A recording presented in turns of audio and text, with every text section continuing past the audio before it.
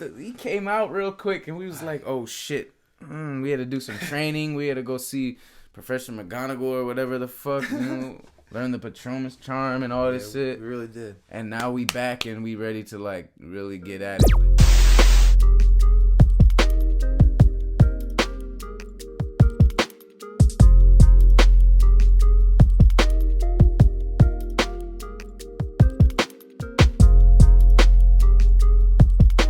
World, and welcome to the season finale, episode 20 of the SkeemnTV podcast. I'm here with my guest KarmaKnows today. We big chilling, drinking a beer in the morning, and not ashamed of it. Yes. Hold up, let me crack mine. Let me crack mine. Oh shit. You good? You good? Cheers. Yep. Shout out No Lie Brewery. But what is good, my dude? How you been living? Man, I've been feeling amazing, bro. I'm happy to be back outside again. Yeah. You already know, like, I'm happy to be like throwing shows again and plotting music videos and all the fun artist things, you know. Yep, there's been a lot of bubbling ideas and energy for the last 2 years from like so many people. So I'm very excited for let's just let the cat out the bag. We got so it's called Spooky Island? Yes, sir. Spooky Island. Yeah. October 30th.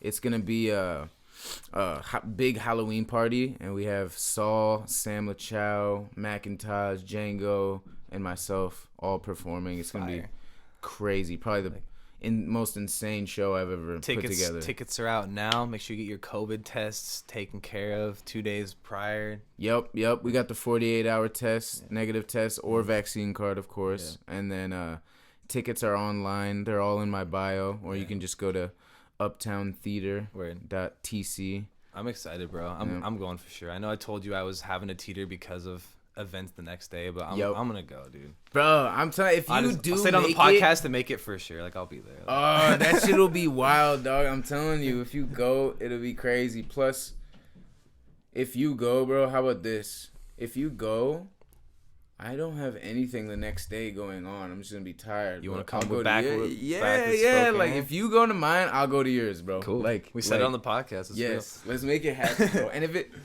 something goes through and like fucking we party way too hard and both of us are like, hell no, like it's all love. Bro. Right. Let's make it happen though. Let's make it happen. Yes, sir. That one's gonna be fire though, bro. Like I've never even got to see like Macintosh really perform. I saw him like guest perform at a set.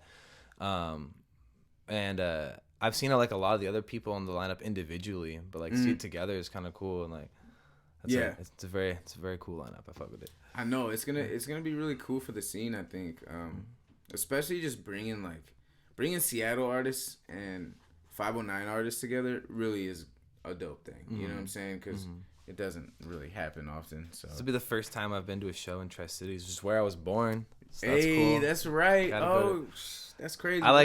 I was super young when I moved out, so like 2, right? 2 I think. Yeah, I still have family down in Tri though, and like we talked about this before, but like my uncle Chuck Bender was Nobi's football coach at Hanford. That's how crazy, we started kind of like vibing and talking. It was kind of off that, I think, but. So you already know you got a squad down to party too, probably. Yeah, my cousins we're all adults now, so that's cool. I'm so because they're younger than me. Okay. There's 2 that are older and 3 that are younger, but the ones that are usually see the most are the younger ones. And for a while, like, they couldn't go to the bars or do any of that stuff with me. But now it's like I can actually go out with like a couple of my cousins and stuff, and hanging out with family and getting kind of drunk with family sometimes is hella cool. Isn't it trippy, bro? Like I'm turning 27 actually, like in 2 days or tomorrow or whatever the date is, October 12th, and like bro, it's almost like I'm used to it now, but from 21 to like maybe 25, when I start seeing my cousins get older, talking about weed and talking about, I'm like, what? Shit. I was playing. It's weird, bro. It's crazy weird. So for me, like the reason why I was extra weird is because like I don't get to see a lot of my family like very frequently because we're now close. Everybody's busy and stuff. Yeah, not close in location, you know. Okay, so like. The 2 weddings that both my sisters had this summer were like family reunions pretty much because all the cousins, everybody came, and it was like I hadn't seen some of them in like 3-4 years, and I'm like, we're all drinking right now. This is tight. Cheers, y'all. What up? Let's go have a fun night too. Like we all like hung out at the hotel. I was just like, it was really tight to like be able to vibe with family like that. Mm-hmm. Yeah. Or when there's like, I don't know if you had this, but there would just be like all those uncles, right, that are having a blast every time you're growing up and you get the family together. They're having a blast, drinking drinks, drinking this, getting faded, getting louder, and you're like, why are they getting so much louder? And then you get older, you start to realize, and you're like, fuck. Put it all together. Yeah, you maybe sneak when no one's looking, but then you hit the age you can drink with those uncles. It's like, psh. There's always that one uncle who's like trying to like hook you up a little bit before you're supposed to be. Like, shout out to Uncle Jim. Shout out to all those uncles. Dude, I have an Uncle Jim too. Let's go. Let's go. Shout out to Uncle Jim. Yes, shout out to Uncle Jim. One of my other best friends got an Uncle Jim too, you know. Uncle Jims be really wild out there. Bro, that just seemed like, tell me that's not the most popular uncle name, like Jim. Yes. It just sounds like an uncle's name. And what's funny is my dad's, like, we call him Uncle Jimmy. My dad's good friend who's been living with my parents for a bit. Mm-hmm. That's like Uncle Jimmy. It's like Uncle Jimmy and like Uncle Jim. Uncle Jimmy. I like Uncle Jimmy. I don't know how my uncle would respond to Uncle Jimmy, though. But he might be like, what? You call me? What the fuck did you just say? But yeah, nah. Yeah. Shout out to family. It's cool that we getting older, you know. But at the same time, sometimes it kind of sucks, but it's also cool, you know. Just learning how much I got to protect my body more now. Facts. But as we drink beers and shit. But, you know. Hey, bro, in moderation. That's the thing, though. Like, Bendy and I be very moderate with the beer shit. For real. Like, I mean, I'll drink them, like, on a somewhat consistent basis. But, like, we were just talking about, like, not enough to actually get drunk. Like, I actually kind of enjoy drinking 2 beers. It's just that little bit of loose edge. Yes. Especially for skateboarding or anything like that. That is, like, kind of nice. Like, I'll definitely, like, try a trick, like, head on if I've had, like, a beer or 2 more than I would if I've had. And you have 3 or 4, and then you're gonna hurt yourself. There's like a fine line usually with stuff, you know. You get sloppy, that extra confidence boost just on a couple. Yeah, I feel that, man. The smoking is something I don't really do too much in moderation. It's more of like a lot. Yes, you and I both, man. 2 Kyles, you know. We just out here smoking and barely drinking. Yeah. I'll be open. I'll be open with the world about who I am, what I do. Definitely, I'm on a path to like a lot of new health things. I'm figuring out some secret tricks of the world, like smoothies. Yes, love the smoothies. Just waking up early, enjoy the morning time. That's a crucial one. Just everything happens better throughout the day. Waking up with the sun, bro. Waking up with the sun is like nice. Going to sleep, bro. Being in a basement is tough. Oh, I know. Yeah, I'm not gonna lie. Yeah, it's like it's gotten to me, like for real. Cause you barely get the light in at all, right? You got that little like thing blocking it. I'm guessing. Yeah. The light comes to I have like one window. It's like I'm kind of like halfway underground, and like the light only shines through like in the middle of the day because for the first half of the day, the sun ain't even popping over here. It's like all over here. Oh shit! Yeah. So, like midway through the day, it's like shines right in there, and it's kind of nice. But yeah, making music in there is can be a little bit brutal sometimes. Where I want the sunshine. Yeah, that can be important. Yeah, you know what I do sometimes because our the place, both of our studios in our house that we use like for either like Twitch or photos or like recording, both are all blacked out. But what I notice I do like subconsciously, not even realizing I'm doing it, I like leave the room every 30 fucking minutes and go out to like the porch or go out. Body just knows you need to like replenish. Yep, I do that like constantly. I'll like do a few matches if I'm playing games, and then I'll go just like literally walk around, not even realizing that I just did a lap and came back. Like you know what I'm saying? It's just such a. It's cool that you like subconsciously do it. Like, yeah. I don't even know. Some people could be getting trapped for like not seeing the sun for like days at a time. But I swear, like that's not good. It's bad, bro. Yeah. I did that when I was young, teenage life, Mountain Dews, and like nah. I've had my times here and there, and actually one of my more like times where I've done that the most has been recently. Just because I don't know, like life's just been like keeping me inside working on things, and I've been having little body issues like with my ankles and stuff, so I haven't been skating as much. So I've caught myself aside a little too much recently. But my whole life I've been like the let's go outside, I have to go play. Like I didn't when I was a kid, if I got told it was like time to come back in, I was like bug, tears like would be coming to my eyes. Like you didn't have to eat dinner and get ready to wind down. Like oh, fuck, okay, like it like really took something out of me when I had to stop playing as a kid outside. Bro, that was the best. Did you grow up in like a pretty good little yard to run around in and shit? I grew up kind of in the country and in the city. Like well, it wasn't like the big city. So I went to Cheney, and for a lot of the time growing up, I did live with not many neighbors. More in like my middle school age. When I was a little bit younger, elementary school, I lived in like the neighborhoods inside the town. Okay, word. So I kind of got a little bit of both of those like lifestyles, but it was just like a small town. So we just like, I think I've talked about this in the podcast before, but we just played like hard. Like that's what you do in like a small town. Like kids come out, we create games. Like we're out like trying to do whatever we can do to have fun. And like kids don't really make that many bad decisions. Like at least now they probably do because technology. But back when I was like a kid, it seemed like people like if you were a bad kid, like you stayed out past curfew a little bit, you know. And then I moved to Spokane, and like all the city people were like out here like fucking and doing drugs and all that shit. Yeah, it's like whole different thing. Whoa, all right. Now and then I had my high school age on in Spokane Valley. Okay, word. So I feel it. I feel that. It was a little bit interesting of a culture shock coming into the city. I got corrupted pretty quickly. That's so funny. I know how it is, man. Like I don't even talk about the full story of it all as much as I probably should, but like for me, I started off the childhood section, right, when I'm like innocent, just a child playing outside all the time with my neighbor and having fun. That was over in a place called Dyer, Indiana, which is like 40 minutes from Chicago, but it's on the tip, like the very corner of Indiana, but like really close to Chicago too, just to give perspective.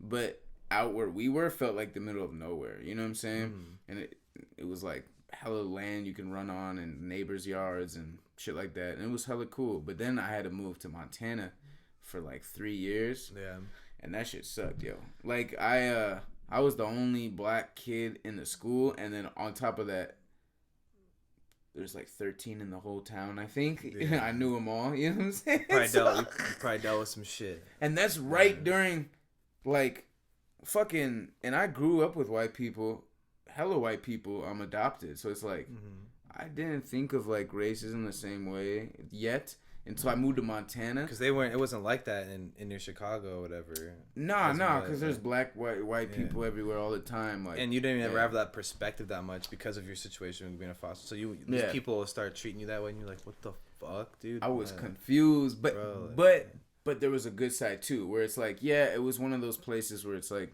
sheltered in the middle of nowhere, and because of that there can be things like racism or whatever it is. But the cool side is like all the kids in middle school, we be turning up. Like we were the cool kids in middle school hanging out with the seniors and shit, just because like in Montana we could get the weed. You know, like we'd be plugging the seniors with weed and shit in middle school, bro. Like it was wild. I don't even know how, or that seems inverted usually. Like I know, it was like, but it was dank enough and enough of a supply. They're like, well, okay, and so that's when I started kind of like falling off, and because I had to stick up for myself, fight, and then also I'm like selling weed and smoking and drinking and then I came here and I'm like, all right, I'm a fucking tone down. I'm a change. I'm gonna be myself. I'm gonna focus on my music. I'm gonna be a whole new person. I'm gonna go for what I was. That like high school when you moved out to Tri? Yeah, high school. I moved to Tri-Cities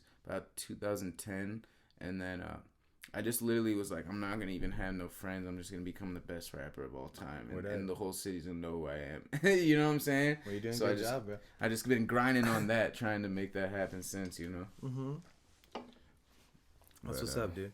But yeah, man, that adolescent stage though, that shit's fun, bro. There's some fun times. I reminisce about a lot of the silly things I used to do. Like I was kind of like a little shit, but like I was comparatively to some other people, man, I was doing like minuscule things. Yeah, I was a little shit though. Like I was very much a little shit, and I was like a younger brother of like multiple older sisters. Oh, so shit! Kind of like maybe where a lot of it stemmed from. Like when my sisters had like my sister Danielle. Like, whenever she'd have a boyfriend over, I would just be the worst, bro. I would just fuck with them. I would, like, try to, like, mess with his car, like, shoot him. I would, like, throw colored pencils at him and stuff. Like, I was one of those little brothers. One time, I actually stabbed my sister with a pencil. Hey, and I'm sorry about that. What? I'm sorry about that. Is that a number 3? Like, what the fuck? No, the pencil, the number 2, bro. It's classic. I think it was just the yellow number 2. You really took a number 2. You shit on her with that. Yeah. Yeah, like I was just savage, bro. A pencil, bro. I guess that's the classic. That's the classic like elementary school story. Stabbing a pencil. Dude, what kind of weird shit did you do when you were in elementary school? Like people, I wasn't a glue eater or anything, but like I sniff. Oh my god, it's embarrassing. One time I was like, I overheard somebody saying like, "Oh, if you sniff a Sharpie, you can get high." So I sniffed a Sharpie. He was a huffer, okay. And then I said it to somebody. I did it this one time, and I was like, "Yo, I heard that if you sniff it, you can get high." And I guess the teacher was right there, heard me say the whole thing. No. She grabbed the shit. And she called my mom, and she was like, said it in the same tone. She was like, he thinks that if you get a sniff of Sharpie, you can get high. When she said that to my mom, bro, I was terrified, dog. I was I was like, bro. What'd your mom say to you? She's like, you dumbass, what the fuck you doing? I don't remember. She probably just yelled at me like, no, you don't get high. No. That's like saying like your dog. No Sharpie. Yeah, literally, because it's like, I'm young enough to where it's like, I don't think she was that worried. You ever pull up at a party and see kids just fucking huffing? You get like or something like, bro, that shit made me so uncomfortable. I went to a house and like, there's literally like, it's like not that type of party. Like, and people aren't even that drunk. And I remember I walked into the living room and there's 2 kids in the living room. This nice ass house just fucking huffing spray paint. I was like, spray paint? I was like, yo, you committing suicide slowly? What you doing? I don't know. Like, yeah, that was like, whoa, people do that shit. Cool. I never heard of spray paint, my nigga. That will kill you right away. Don't want it. Like, I don't know. They literally had like a bag, and they're in this room just, and then like waiting a second, and then like putting it to their face and stuff. Like, it's like it's so weird seeing like somebody so young doing that. Like I only saw that one time. Not to bring up weird experiences or anything, but like it brings me back because I remember kids huffing some like thing that made their voice deep. I don't remember what it was. Oh, that's nitrous. Yeah, maybe. But I could have swore it was in a can or like they shook it. And bro, people do the end of your whipped cream container. A lot of people will even like try to fucking, it's like a little whip it at the end. I can't fuck with any of that shit. I never would do that stuff. I've never been into that. So that's a little much for me. I try not to judge too. Obviously, you know what it is. But at the same time, I just be like, bro, what? And I'm not judging. I'm just saying I want to remember my grandkids if I'm ever gonna have any. You know what I'm saying? Like I want to know their names and shit. Dementia's real. Yeah. I'm not trying to like put my brain in a state where I'm just like rapidly like killing brain cells or whatever. You know, bro. It sounds intense. So. It makes me sad in the sense where it's like I'm hoping now that weed's legal nowadays, right? Because that was back in the day for you, right? So it's like I'm hoping now that weed's legal, there's more weed everywhere to where when these kids are like fiending to try something, they can go find some weed somewhere. Yeah. Shit. Straight up. Of course I didn't. See? Oh, you good. It's a nice I went off airplane mode for like he had to talk to his 2 minutes moms. and then talk to my mom. It's okay, bro. That's like I know, it's just that's funny. Like one of the few that's like, bro, it's totally chill. Mom needed you. It's weird, yo. I'm low key glad I'm not a parent still though. Low key? Yeah. I'm high key glad I'm high key. Shit. Fuck. I'm like not ready for that, bro. Yeah, it's an interesting thought to have when you're like just don't know what the future really has in store for you. You've thought about like having a little mini me, but like, is it the right move now? Do I even ever want to do it? Like, I think it's so interesting. At least my perspective is I want to obviously be a better person, like better myself in many areas first. But besides that, probably because I'm adopted. Well, also I'm like adopted, so it's like I do have a weird feeling when I'm like thinking of having a kid because I'm like, imagine if I didn't get adopted, I'll be like, whoa, I'll be fucked. You know what I'm saying? Mm-hmm. So I probably won't do the traditional route, and there's nothing wrong with it. No, but it's like I'll probably do the non-traditional where it's like when I'm older and I, figure my shit out, maybe even in my 40s, I might adopt someone that's like 12 or 13 or yeah, like, dude, well, you know what I'm saying? I think that's cool because you're like, you're trying to like, you understand what it's like to go through that. Yeah. So you want to be able to help in that field, right? Absolutely. Yeah. You already know. Yeah. It's like whatever. We all have those things that motivate you, to kind of do those like better things for all. And I feel like they're always like tied to something obviously personal, you know. That's bro, people be having kids for selfish reasons. Nothing, just like they're just like lonely or something, you know. And look, I totally get that too, because there's been times in the past year where I was like, dude, I almost want to have a baby to forget that we're going through everything. You know what I'm saying? Like, but I'm like, nah, nigga, I can't. For me, my journey personally, because I don't ever want to shade anybody else who's having kids right now. Of course, yeah. I'm about to go meet my new niece today, bro. Like, I'm hella stoked. But just for me personally, yeah, I feel very uncomfortable having kids now. You know, that's just how it is. Yeah, I mean, it don't make sense for people who are like right at the cusp of like starting the business and the career and something, you know, let that shit for the kid's sake. If you want to, you know, if you do want to have a kid, like you figure your own shit out for you and for the kid in the future, you know, especially after like for me, like things were going well and they're going well now. And I'm very blessed and thankful, but they were going even better at one point at a trajectory. And then obviously like all of us, we got hit with the big C word, and then we got hit with the Voldemort. We got hit with the Voldemort spell real.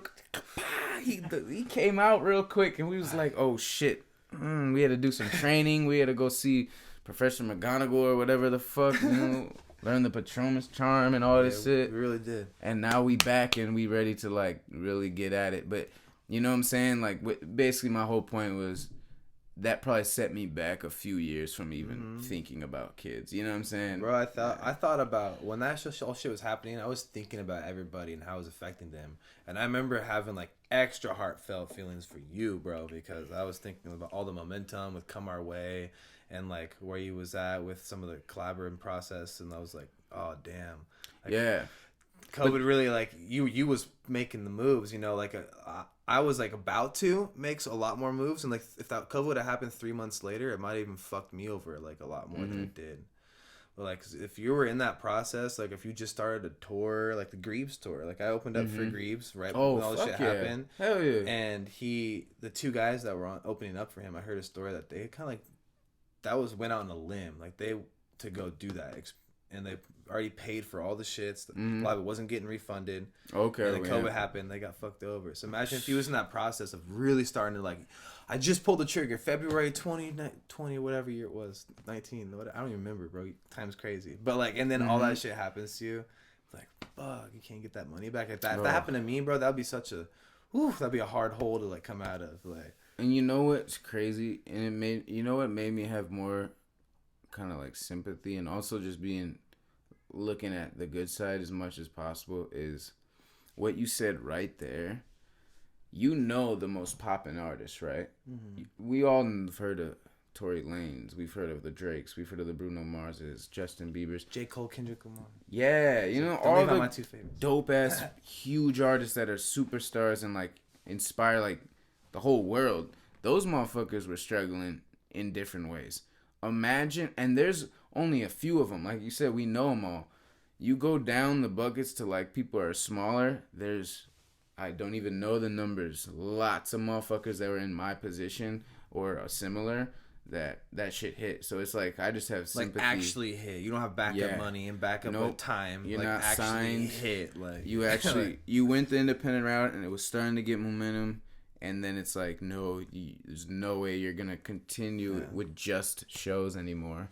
You have to sit back and like adjust and figure it out, like me with the TikTok or whatever, you know. And so I just have a lot of sympathy for that big layer of small artists. Oh yeah, bro. You know, like all of us, like it's a lot of us, you know. And it's like, wow. I go to bed thinking every night that everything happens for a reason. And sometimes some shit happens and you're like, really? Everything happens for a reason? Whatever, dude. I still believe it did happen for a reason. I do too. I hate to say it, but it was needed. Not needed in the bad way you mean, like, but needed in the sense of self-development for some people. You know what I'm saying? No, 100%. Like I still, like at the end of whatever I'm going through, I always will put myself in that mindset of like this happened for a reason. I would have died if I would have did this or something, you know. Well, I mean, I know I would have kept drinking way more. I was actually becoming like an alcoholic, getting drunk all the fucking time 2 years ago. So yeah, it woke me up enough to like where it was like, yeah, I'm drinking throughout the past 2 years, but I was if COVID didn't hit, I probably would have had so many more blackout times, so many more connections that just went to hell because of that, you know. So at least for me personally, I can see where it helped me on some levels. Yeah, you know? I feel you, bro. Yeah. Similar to me, like I won't go into all the details, but it's like similar vibes for me too. And like obviously, I wish COVID didn't happen. Obviously, yes. let's get that straight. But that's a good mindset to have, because it allows you to get through things and see the brighter side of stuff. So. You know what I had to say though, bro? I forgot to mention it when we cracked these. The big and juicy, these are fire, bro. Shout out to fucking Spokane though. Like, okay. Yeah, this is literally like everything I want in a beer. 6%, like minor, barely fruity. Like, yeah, that slight fruitiness, but it's not like. Is it? I don't know if it's Space Dust or another IPA that's very popular. Your tongue. The Space Dust is popular, and it's like. I can feel it on the side of my tongue. Like it's bitter, you know. After a while, it's like, I like a nice maybe one Space Dust, but that's it. You know? Dude, Spokane was ranked I'm not going to quote it wrong, but I do remember it was in the top 5 or top 10 cities in the world for like local craft beers or whatever.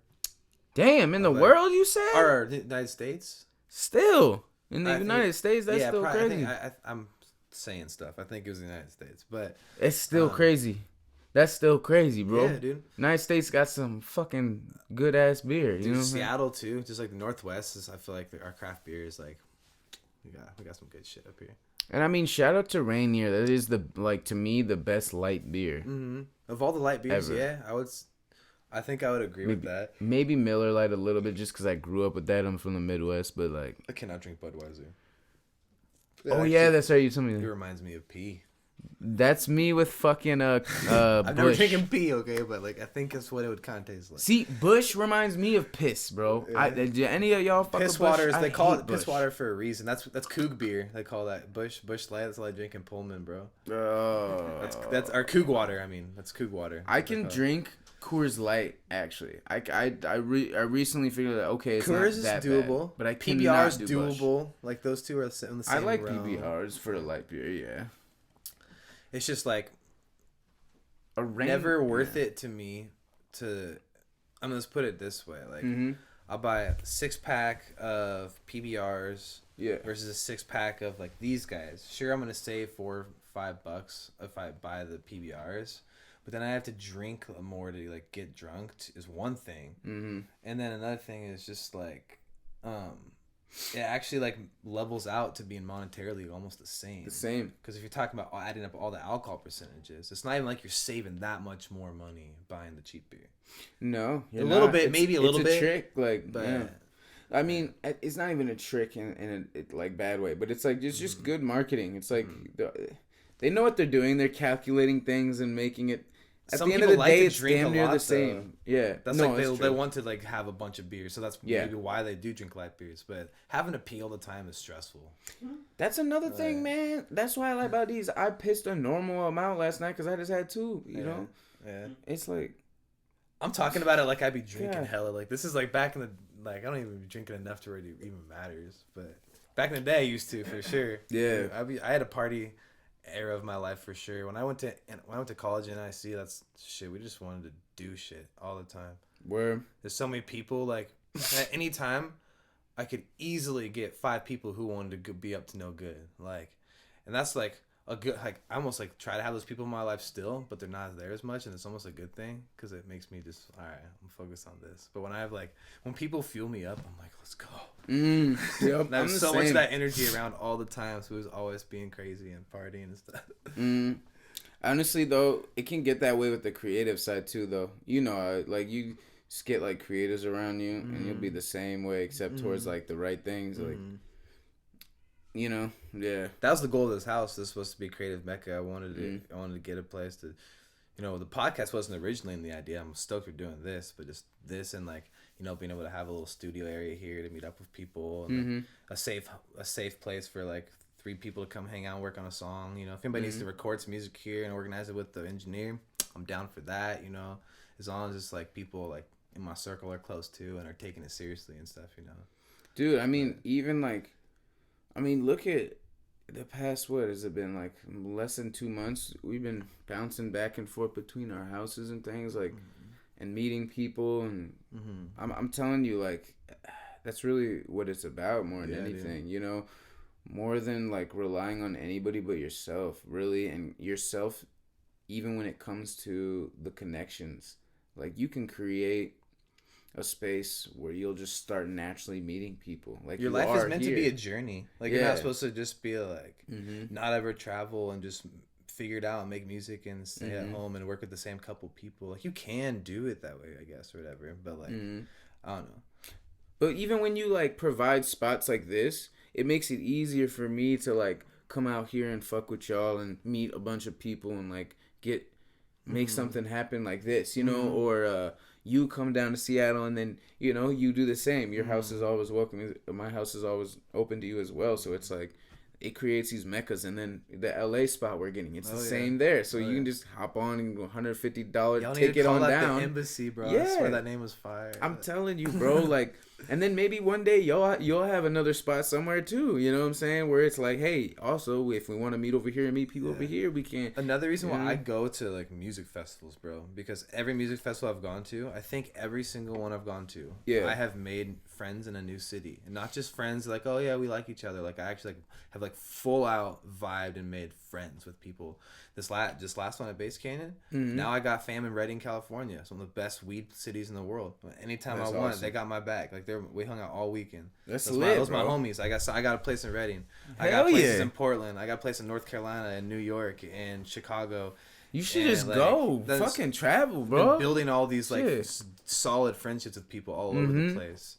That's how you create like a fucking a machine of your own independent machine. Because it's like, fuck creating a phone list with contacts. Like, we're creating connections and like friendships. Think about it this way: like, if I take one of these opportunities and say I go down to Boise or whatever, because I made some friends in Boise at Base Canyon, and they for sure would let me stay at their crib and stuff. Like, I can go down there and stay for free, and they're tapped into the music scene, so they can help me meet some promoters and stuff. I can stay somewhere for free and like try to build in the city.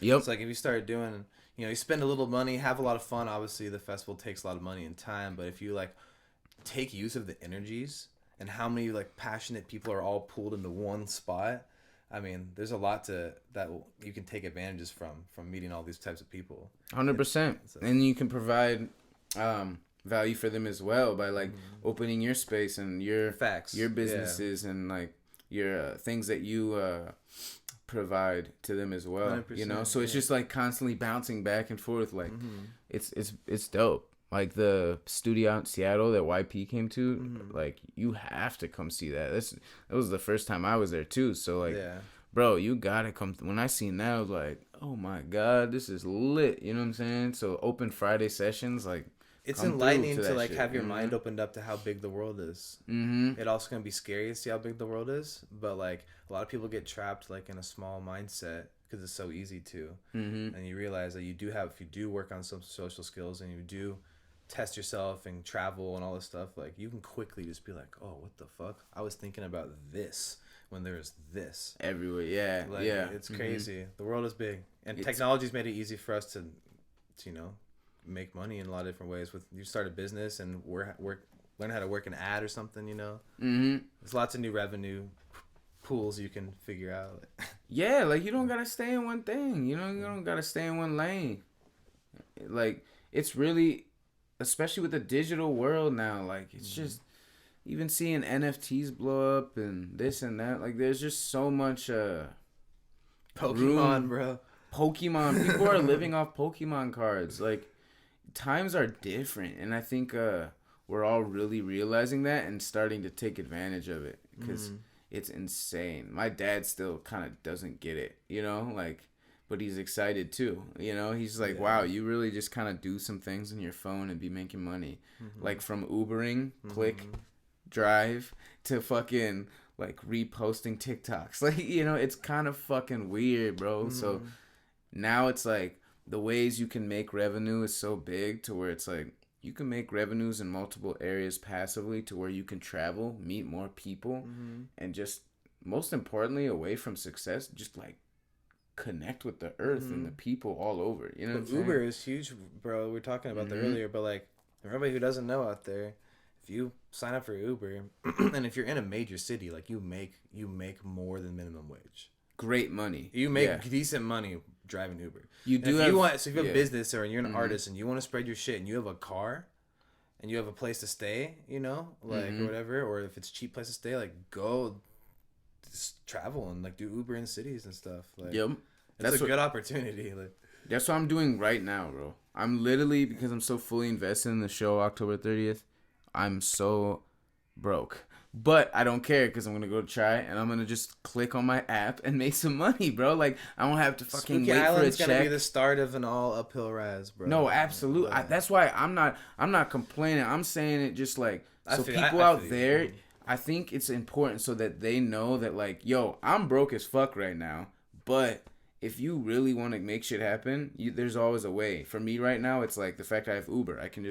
I'm going to Tri-Cities really quick to get some business done. So I'll just like click on my phone there, make some money, put that in my bank, you know, and start saving my money back up for rent next month. You know what I'm saying?